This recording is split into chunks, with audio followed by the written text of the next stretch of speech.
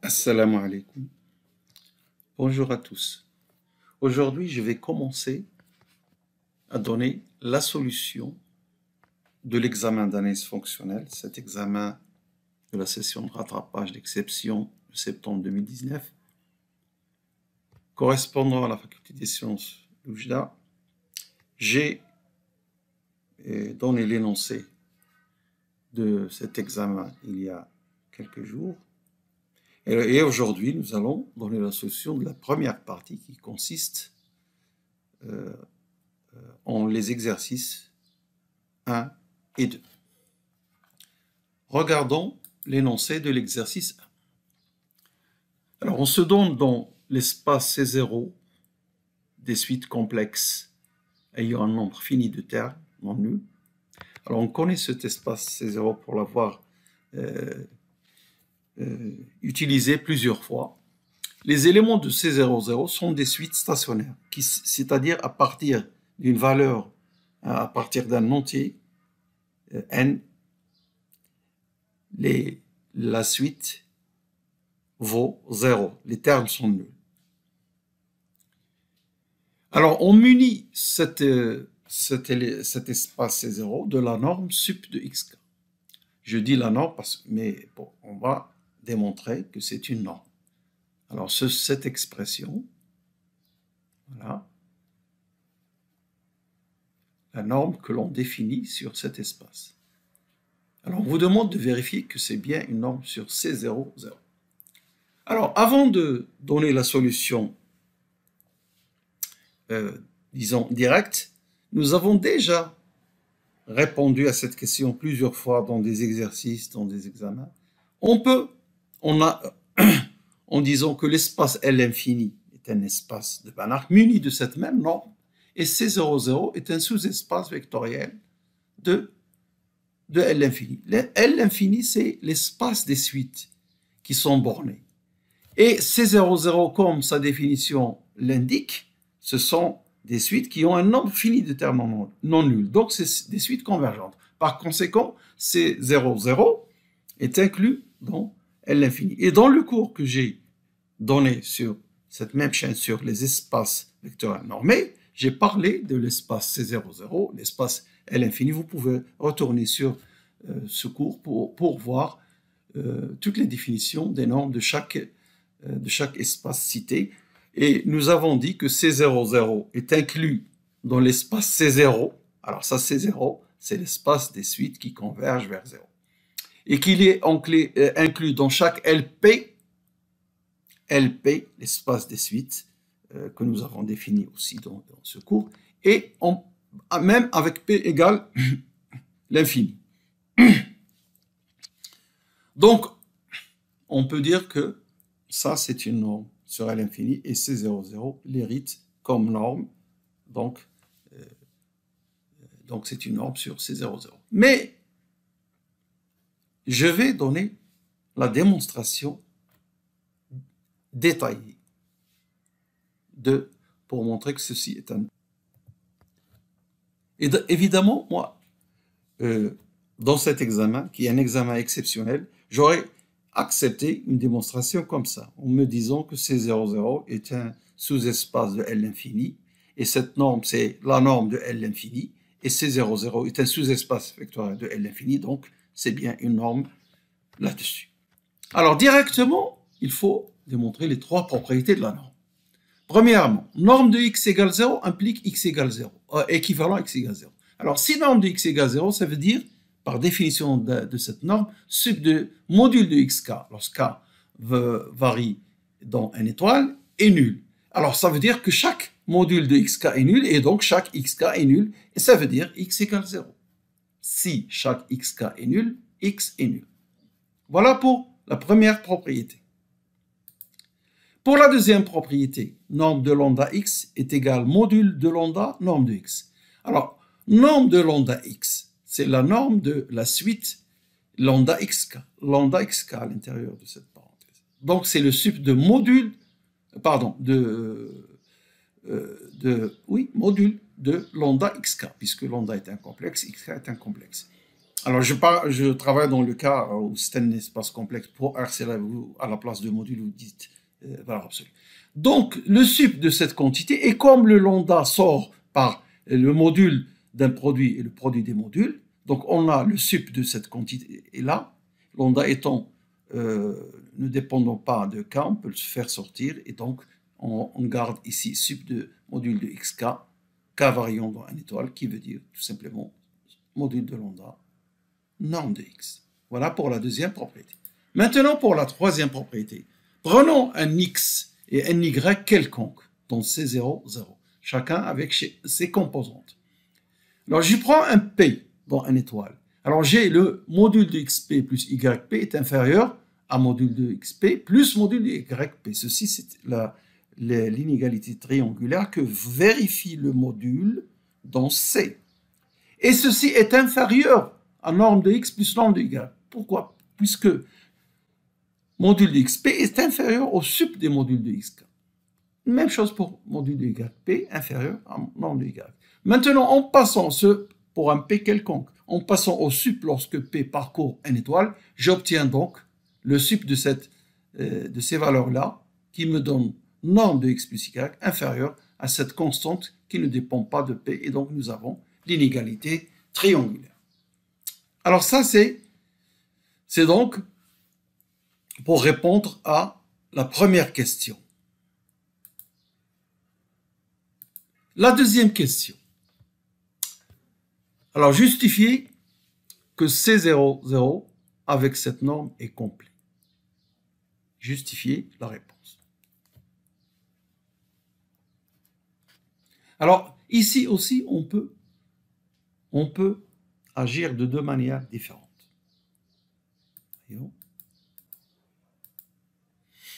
Alors, soit faire une démonstration directe et montrer qu'il existe une suite de Cauchy qui ne converge pas dans C0, 0.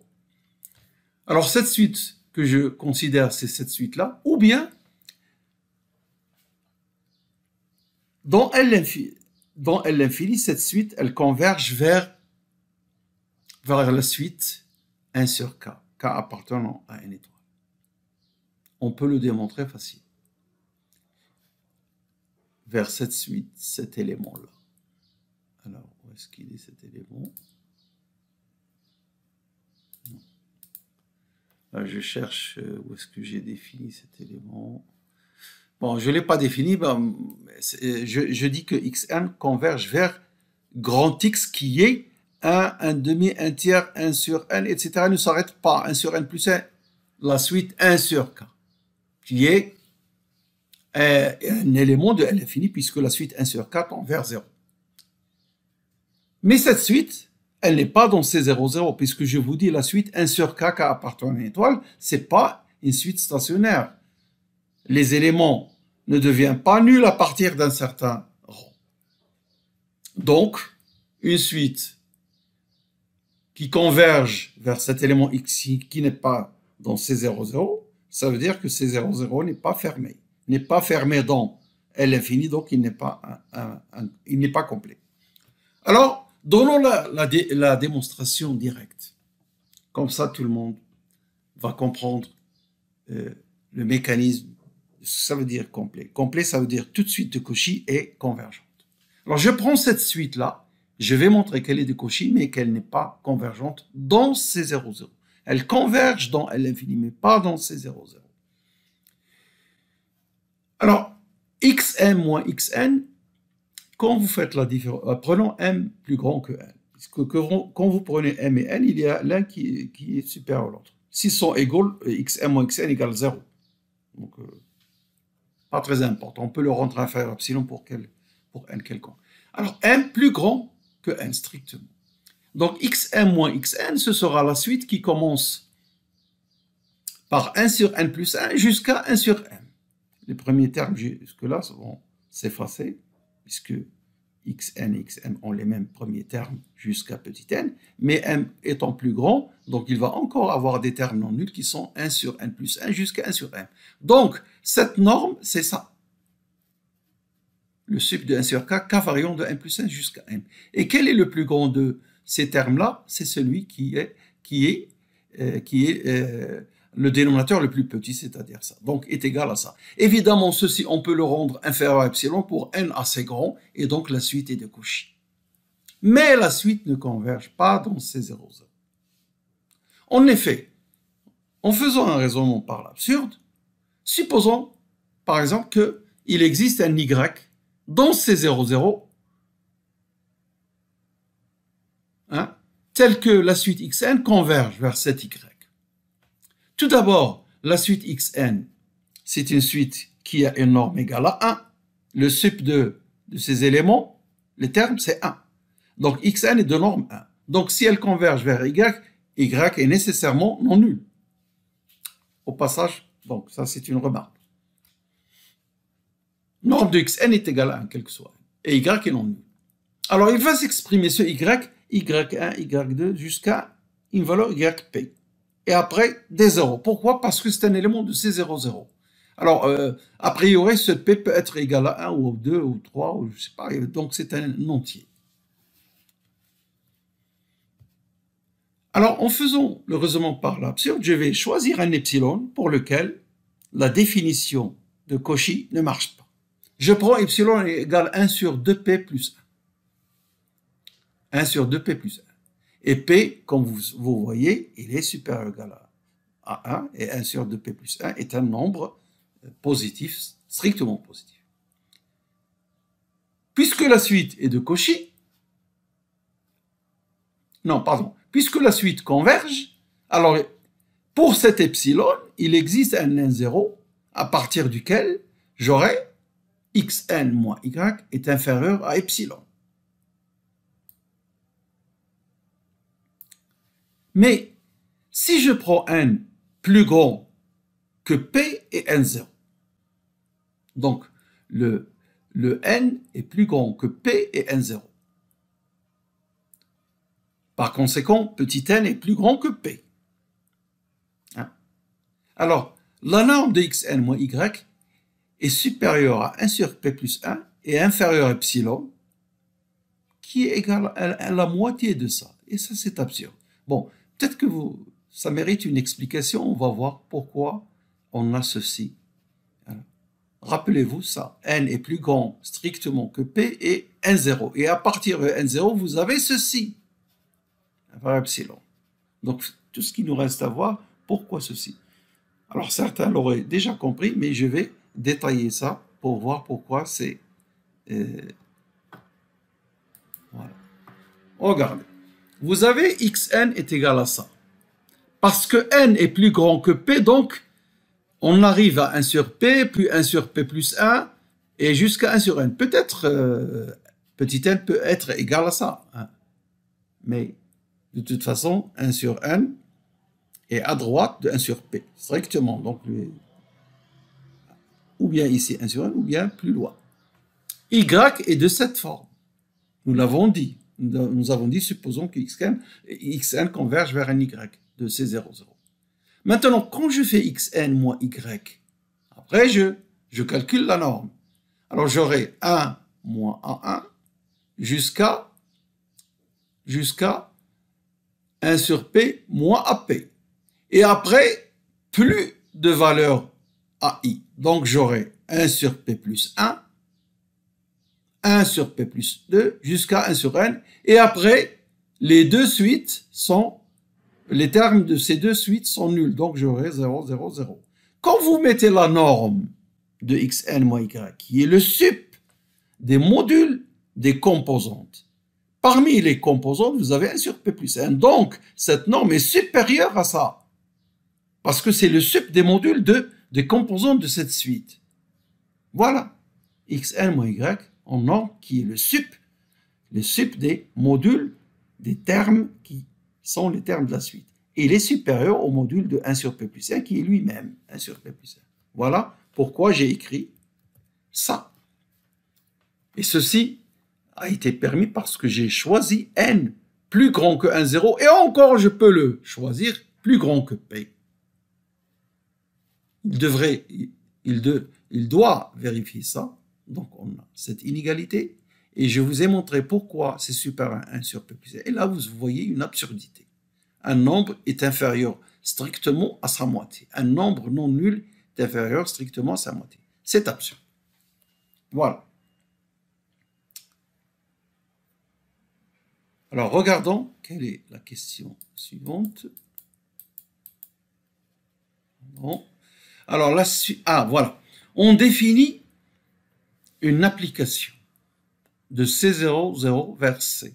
Ainsi, la somme des k, xk, k égale 1 jusqu'à plus l'infini. Montrer que phi est bien défini et qu'elle est linéaire. En fait, quand j'écris jusqu'à plus l'infini, c'est juste pour simplifier l'écriture. Pourquoi? Parce que les éléments x dans C00 sont des suites nulles à partir d'un certain rang. Donc cette somme, en fait, elle est une somme finie.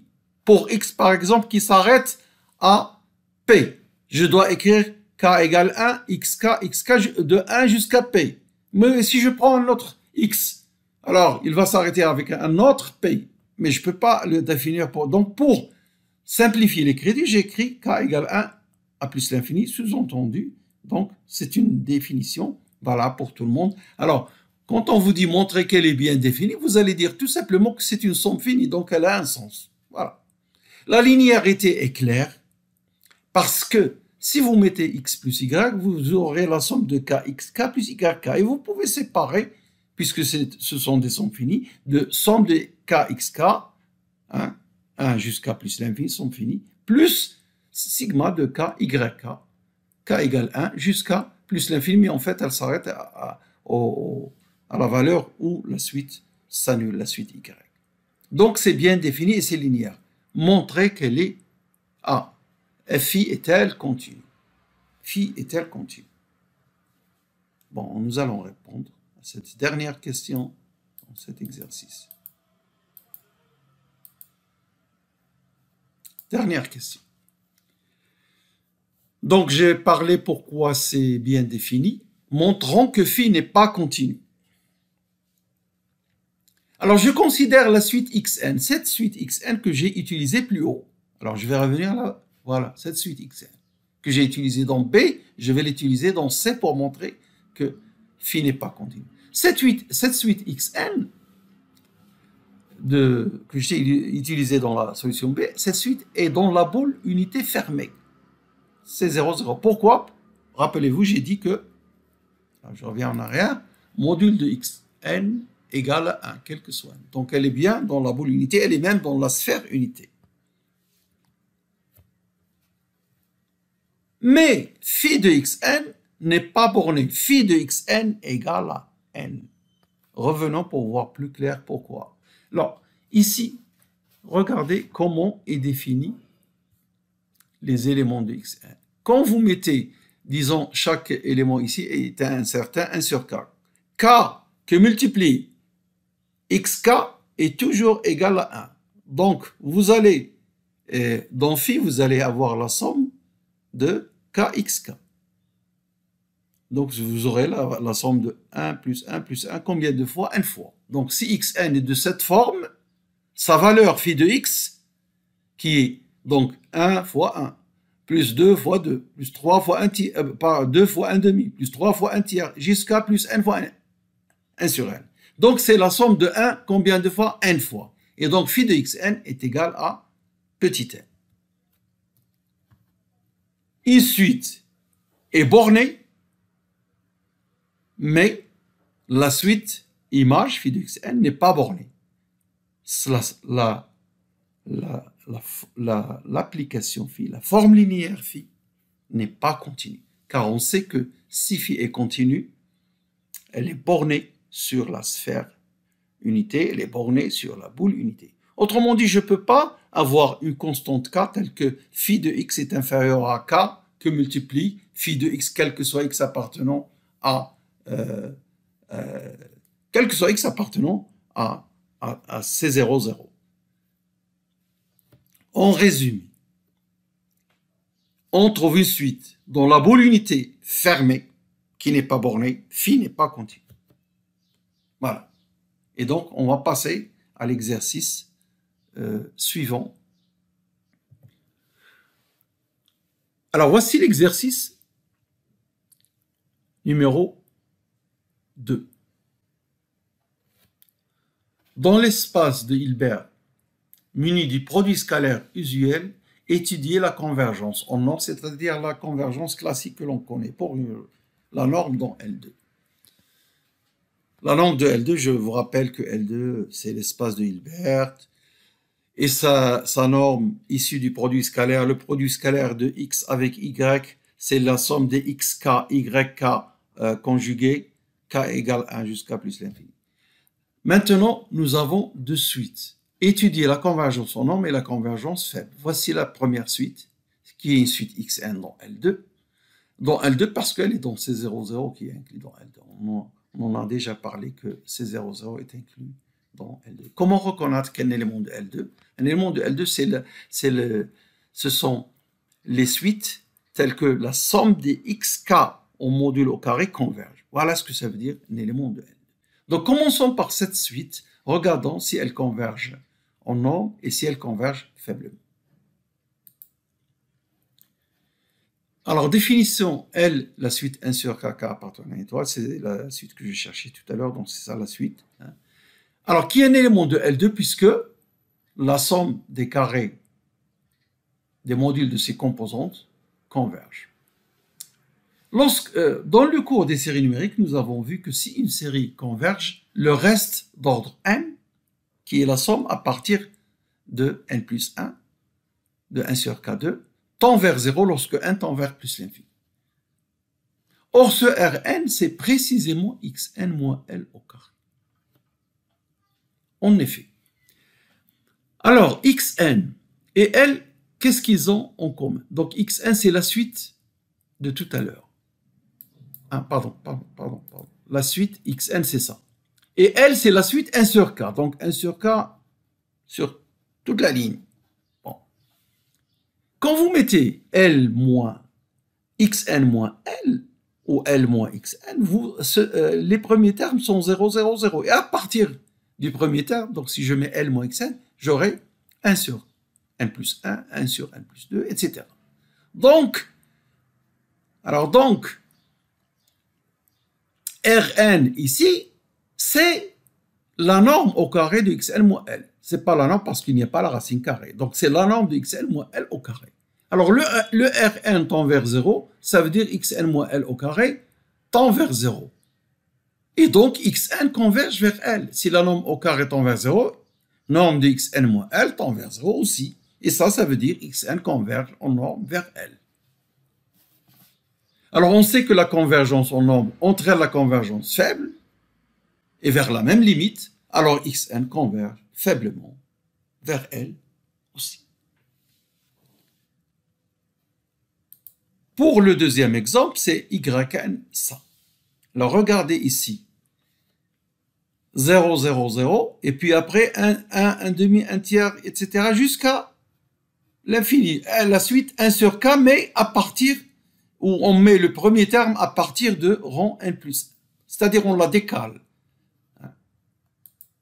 Ce L, on le décale en mettant les 0, 0 n fois comme premier terme, et après 1 sur k.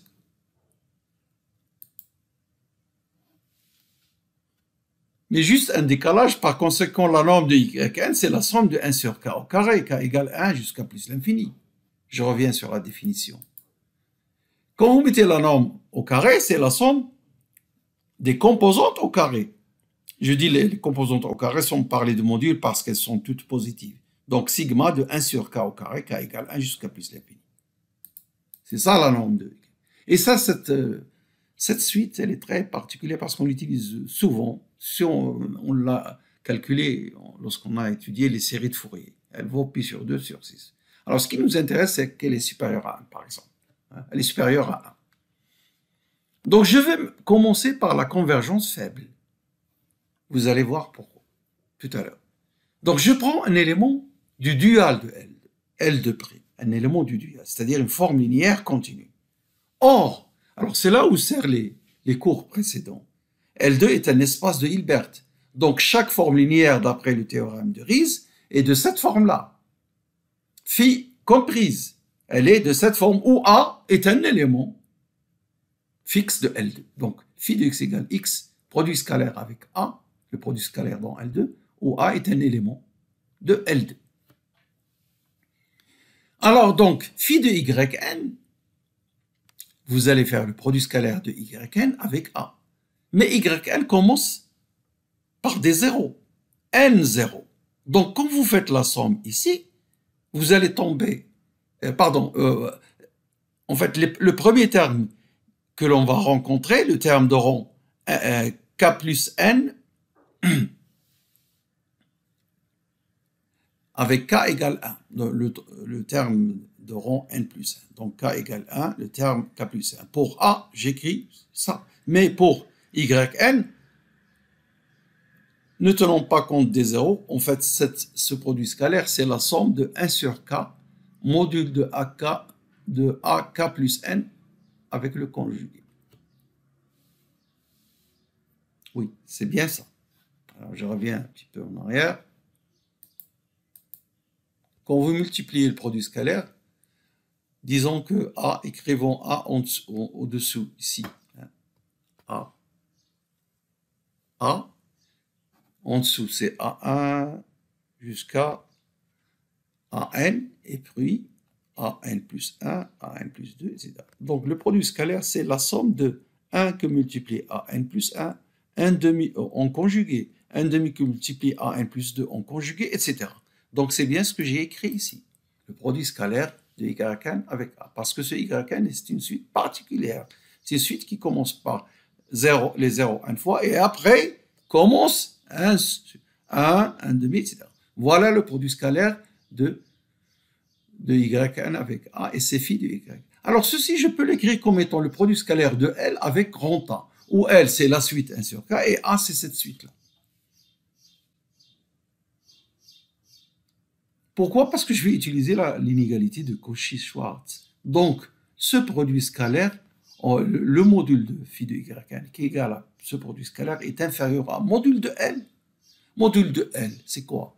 Alors, là, nous avons vu, ça c'est pi au carré sur 6, donc le module c'est racine de pi au carré sur 6, c'est pi sur racine de 6. Et après, là, qu'est-ce que j'ai? Alors, puisque cette suite, elle commence par k plus n, etc. Donc, un k appartenant à une étoile, c'est la somme des carrés des modules, k égale 1 jusqu'à plus l'infini, avec un changement d'indice, en prenant k plus n égale m, donc c'est m égale 1 plus 1 jusqu'à plus l'infini. Mais pourquoi changer en m? Je garde le même k, mais k égale 1 plus 1 jusqu'à plus l'infini, ak, au lieu de ak plus 1 au carré. Ça, c'est quoi?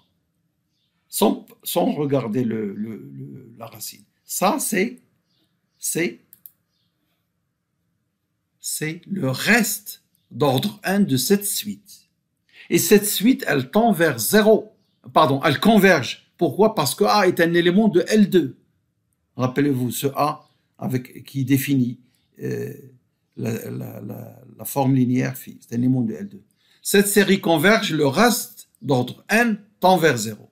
Retournons en arrière, donc ceci tend vers 0, ça c'est une constante, donc phi de yn, en module est inférieur à quelque chose qui tend vers 0, donc phi de yn tend vers 0. Et 0, c'est phi de 0, quelle que soit la forme linéaire.